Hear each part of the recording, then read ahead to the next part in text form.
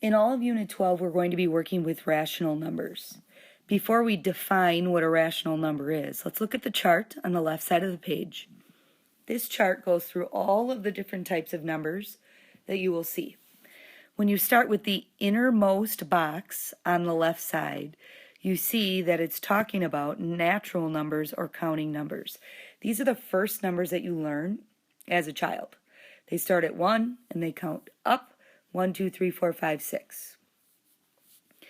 The next type of number that we learn is whole numbers, and all whole numbers really do is just add that 0. So we start at 0, 1, 2, 3, 4, 5, 6. So all natural counting numbers are whole numbers as well, but not all whole numbers are part of the natural counting numbers. So you can see why the boxes are built the way that they're built. They put the most restrictive numbers on the innermost box, and then they work their way out. So the most basic ones, natural numbers and whole numbers, are what we have known forever. The next one we had actually just learned and talked about, and that is integers. Now what the integers did was they added the opposites of the whole numbers. So if you remember on this number line, if you look at the right side, we have 0, 1, 2, 3, and it goes on forever. But the integers add the opposites of that side. So the whole numbers all show up here. The integers add those opposites. So all whole numbers are also integers, but not all integers are whole numbers. So then we reach our last set of numbers on the left side. And this is actually what we're talking the most about today. These numbers are called rational numbers. Now, rational numbers, what they do is they fill the insides of all these integers.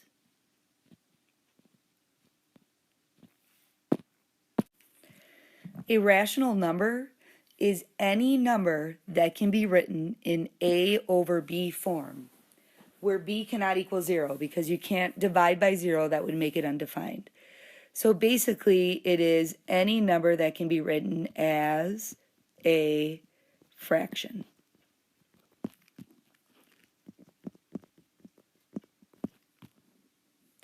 So if you think about it, natural numbers, whole numbers, integers, all of those things can be written as a fraction. All you would have to do is put it over 1. So even if I'm looking at the number 3, 3 can be changed to a rational number by writing it as 3 over 1. Same thing with our integers. If I have -6, I just write it over 1, and now I'm looking at a rational number. So every integer is also a rational number, but not every rational number is an integer because of these numbers we're talking about that go in between all of those integers, those fractions and those decimals. So I want to focus a little bit more now on fractions and decimals. Let's start with changing fractions to decimals. Now we already learned this. We learned that there are 2 types of decimals that you can get when you change a fraction to a decimal. You could get a terminating decimal, and that's one when you divide it, it ends. And you can get repeating decimals. And that is when you do your division to find out what fraction the decimal becomes, or what decimal the fraction becomes, that it forms a pattern and it begins to repeat. So when we did these, we used something called Taibou, and we did top in, bottom out. Let's look at it a little bit differently though, because we didn't have any negatives with this last time. So let's say, for example, I'm looking at the fraction, or decimal, or fraction, sorry, -7 3/8. And what I need to do is I want to change this fraction to a decimal. Now there's 2 ways to do this. One, I can leave it as is. I know that -7 is my whole number, So what I can do is I can just say, well, I have -7 point, and then I have to take that 3/8 and just change that 3/8 to a decimal. So I do top in, bottom out. I'm going to divide the 3 on the inside and the 8 on the outside, so 8 into 3. 8 does not go into 3, so I add my decimal and a 0. 8 goes into 33 times, that's 24. Subtract, you get 6. Add another 0. 8 goes into 67 times, that's 56. Subtract, you get 4. Bring down another 0. You have to keep going till it terminates or finds a pattern. 8 goes into 45 times, that's 40. So it does terminate. So it's -7.375, or -7 and 375 thousandths. So we were able to change that, and it was terminating. So what we could also do, instead of just doing the 3/8, what you could also do is you could change that -7 and 3/8 to an improper fraction by doing 8 times 7, which is 56, plus 3, which is 59, over 8, and then it's negative. You have to leave the negative as part of the answer on the bottom. You don't put that negative as part of your addition problem when you're adding the 3. Just means your improper fraction is negative. So then when I do this division, now I'm dividing 59 by 8, which is 7. That's 56.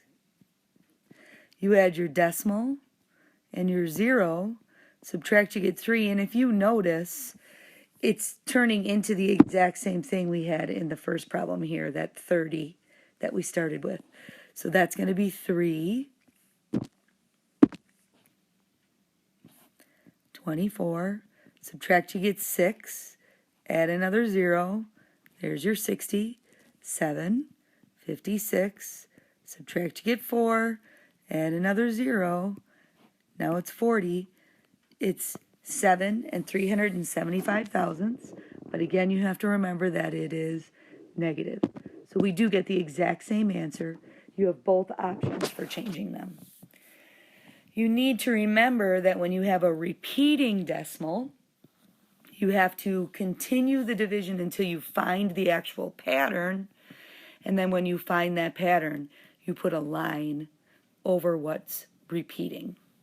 If you need to see that again, you should look back in your notes from terminating and repeating fractions to decimals. The next thing we need to remind ourselves how to do is change decimals to fractions. So if I'm looking at, say for example, negative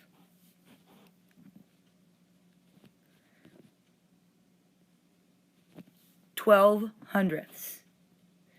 Now the negative's out front, so we're just going to leave that negative out there, and we know that my fraction's going to turn into a negative fraction. We need to remind ourselves that how we do this is we look at the furthest place value that we have, and when I look at that 2, which is the furthest number to the right, I see that that is in the hundredths place.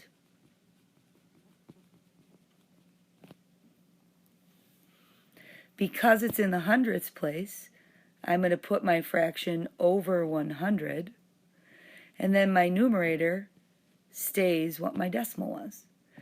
So negative 12 hundredths is negative 12 hundredths. It actually matches. If you can read a decimal, you actually know what it is as a fraction. At this point, you should really simplify. What goes into 12 and 100? I'm going to divide by 4 over 4, and I get negative, don't forget to keep that negative, 3/25. That would be my simplified answer, remembering that that negative is there. All right, now the only thing I want to make sure you understand is if there is a whole number in front of it, I'm going to make it negative again just because I want to make sure we're understanding that. I'm not going to use 12 again. Let's use negative 18 and 6/10. So I just read the decimal. It actually turns out exactly the way we just said it.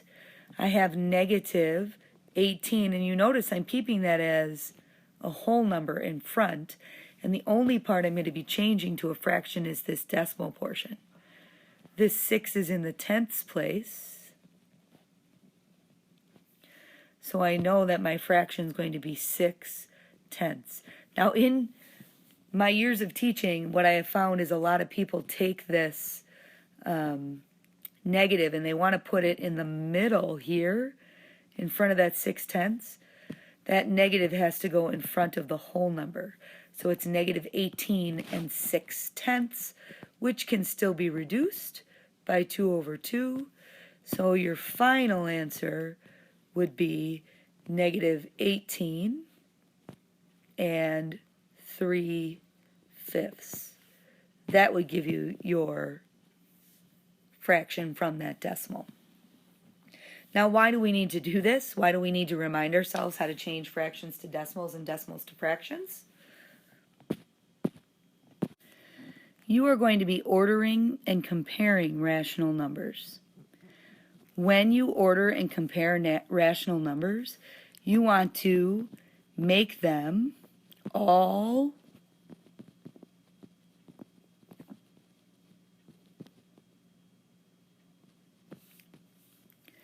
decimals or fractions. You have to show your work when you do this.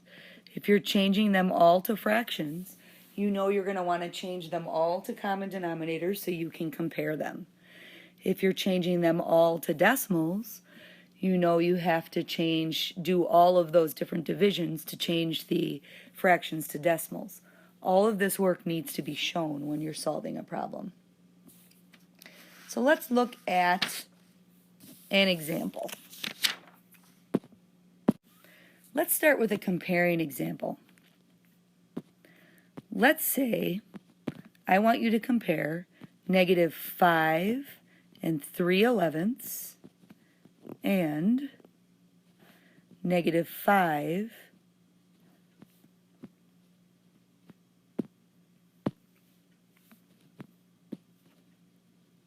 0.2 repeating. Now, I do this problem on purpose because if you get a problem that has a repeating decimal, we haven't learned how to change repeating decimals to fractions, so that has to stay a decimal. So my only option in this one is to change this fraction to a decimal and then compare the two decimals. So I'm going to do that over here, showing my work like you're going to be expected to. I'm going to take 3/11 and change it to a decimal. Top in, bottom out, I'm dividing 11 into 3.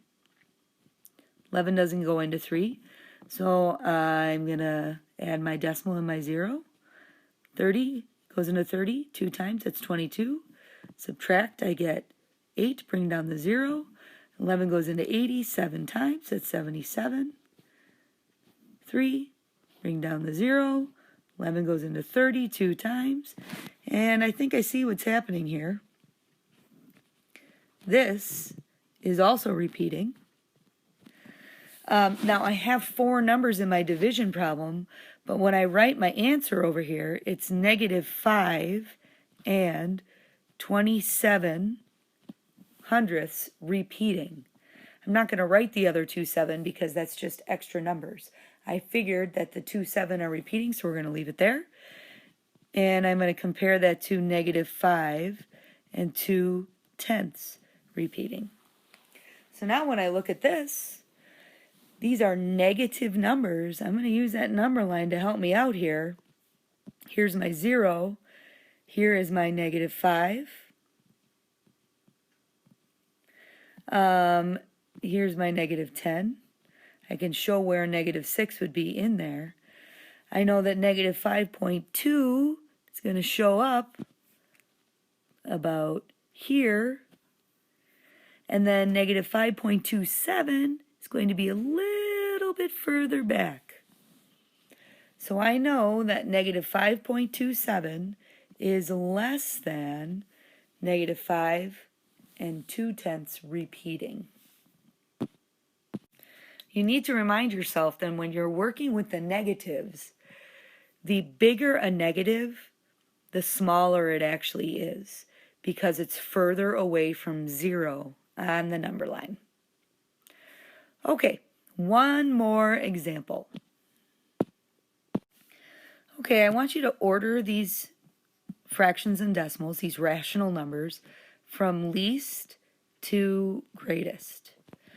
Now, I know we're always so tempted to change things to fractions, especially since here there's only 2 decimals to change. But you have to remember, if you change the negative 2 8/10 and 1 3/10 to fractions, you're going to end up with denominators of 2, 10, 4, 3, and 10. And then you have to find a common denominator for all of those, which could turn out to pretty big numbers. So I tend to change everything that I have to a decimal, just to make it easier and not have to find common denominators. Also, when you look at these numbers, I have 3 improper fractions. So I'm going to change all of those to mixed numbers before I change them to decimals. So I have negative 7 over 2, which becomes negative 3 1/2. I still have negative 2.8, 2 8/10. I have negative 1 1/4, and 1 1/3, and then 1.3. Now this one actually turns out to things that I know. So if I'm looking at this first fraction, I know that I have negative 3.5, because 1/2 is 0.5, negative 2.8, negative 1.25. I know that 1/4 is 0.25. I know 1/3, but let's just take a look at it. I have 1 point, and when I do 1/3, I'm dividing 3 into 1. Doesn't go in, so I'm going to add a decimal and a 0.